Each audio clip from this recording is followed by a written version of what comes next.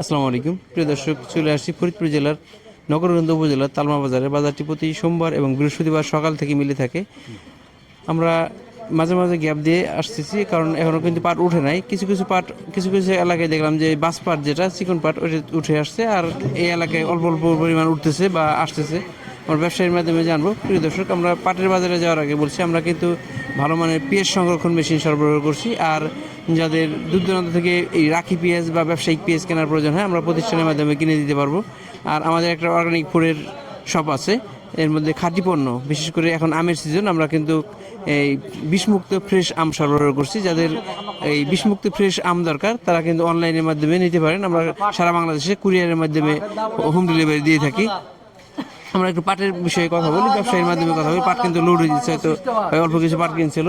দেখি ভাইয়ের সাথে একটু কথা বলে জানি আজকে পাটের কি অবস্থা। আসসালামু আলাইকুম। আসসালামু আলাইকুম। ওয়ালাইকুম আসসালাম। কি অবস্থা, কেমন আছেন? আছে আলহামদুলিল্লাহ, আছে ভালো। পাট নতুনটা কি অবস্থা, আর পুরাতনটার কি অবস্থা? নতুন পাট সামান্য কিছু উঠছে গেছে, আর কিনছি আপনার 1 থেকে 1.5 পাট কিনছি, কত? আর পুরের বাড়ি আসে নে।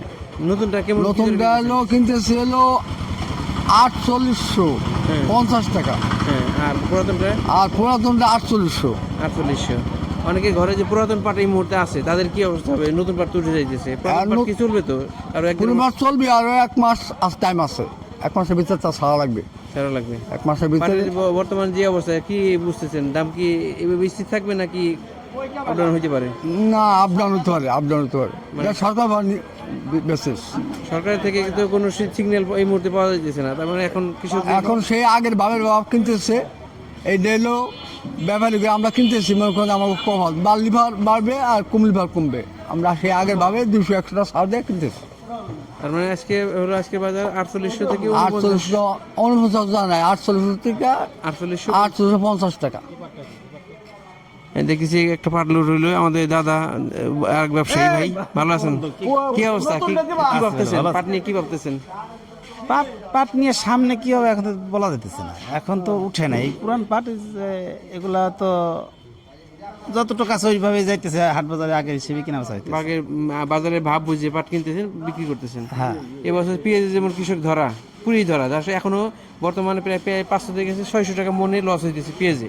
আর পাটের যে পাটের কি বাজারে মাঠে ঘাটের কি অবস্থা? পাটের কি গত বছর যেমন একটা পাটের বাড়ি খেয়েছিল, পাট নষ্ট হয়ে গেছিল, এবার কি বুঝতেছেন? না এবছর পাট ভালো আছে, এবছর পাটের ফলন ভালো আছে।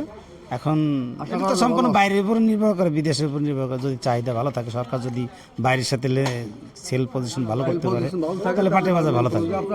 বাংলাদেশের মিল এলাকার সাথে এটা একাত করে সিন্ডিকেটের মতো, সিন্ডিকেট করে নেয়। কৃষকদের বাঁচানোর মতো অবস্থা নাই। না, ব্যাপারীদের টাকা দেয় না, এই বিভিন্ন ইয়ে থাকে। এখন বিষয় হলো যে অন্যান্য বছর দেখছি আমরা যে পাটের অতিবৃষ্টিতে পাট নষ্ট হয়, আপনারও যে অতি খরায় নষ্ট হয়, পুড়ে যায় অথবা বসে যায়। এবার কিন্তু পাটের একটা স্থিতিশীল অবস্থা আছে, যে অবস্থা যে পাট খারাপ অবস্থায় নাই। প্রত্যেকটা মাঠে দেখছি আমি যে পাট পুড়ে যায় অথবা পাট বসে যায়, এমন নয়, পাটের স্বাভাবিক অবস্থায় আছে। এখন যেহেতু নতুন সরকার আসছে, এই নতুন সরকার যদি কৃষকদের প্রতি একটু খেয়াল করে, যেমন হ্যাঁ, এখন যেমন জ্বালানির দাম একটু বেশি, তেলের দাম বেশি, সারের দাম বেশি, অন্যান্য কৃষকের দাম বেশি। আর পাট কিন্তু একটা কষ্টের ফসল। আর নতুন সরকার আসছে, সবাই আশায় করে আছে যে নতুন মিলগুলো চালু হবে এবং বাইরে রপ্তানির ক্ষেত্রে পত্র উন্মুক্ত হবে। সরকার সিন্ডিকেট না করে কৃষক দিকে তাকাবে। আমরাও চাই নতুন সরকার আসছে, নতুন সরকার কৃষকদের দিকে একটু তাকাক। দেশের মিলগুলিতে রক্ষা করতেই হবে, কিন্তু বহির্বিশ্বের সাথে তাল মিলিয়ে, যেহেতু এই পণ্যগুলো বাইরে যায়, তা বাইরের দেশ যদি বেশি দামে পণ্য উৎপাদন করে বেশি দামে বিক্রি করতে পারে, তা আমাদের মিলগুলো অবশ্যই পারবে। এই বিষয়ে সরকার খেয়াল রাখবে যে দেশের মিলগুলোকে সচল রাখবে এবং দেশের বাইরে পাট রপ্তানি উন্মুক্ত রাখবে। তাহলে পাটের যে একটা সিন্ডিকেট, এই সিন্ডিকেটটা থাকবে না, যে মিল মালিকরা একটা চেষ্টা করে কমে কেনার জন্য। আমরা চাই মিল মালিকের স্বার্থ রক্ষা হোক এবং কৃষকদের স্বার্থ রক্ষা হোক, যাতে এই বাইরে যে শিপারদের পাট রপ্তানির বিষয়টা এই সরকারের জন্য নজরে আনে। আমরা আর কিছু পাট দেখবো, আমাদের সাথেই থাকেন। প্রিয় দর্শক, আমরা কিছু পাট দেখলাম, হয়তো ব্যবসায়ী বললো যে 4800 থেকে 4850 টাকা, তবে আমরা আরও কিছু বাজার দেখছি যে 4900-র মধ্যেই আছে বাজার, 4800 থেকে 4900। তার মানে নতুন পাট, পুরাতন পাট কিছু কিছু আসা শুরু করছে এবং পুরাতন পাট আছে, সব মিলে 4800 থেকে 4900 আজকে বাজার। এই তালমা বাজারের অবস্থা। আশেপাশের বাজারে হয়তো কম বেশি থাকতে পারে। প্রিয় দর্শক, আমাদের সাথে থাকবেন, নিয়মিত আপডেট পেতে চ্যানেলটিকে সাবস্ক্রাইব করে রাখবেন। ধন্যবাদ সবাইকে। আসসালামু আলাইকুম।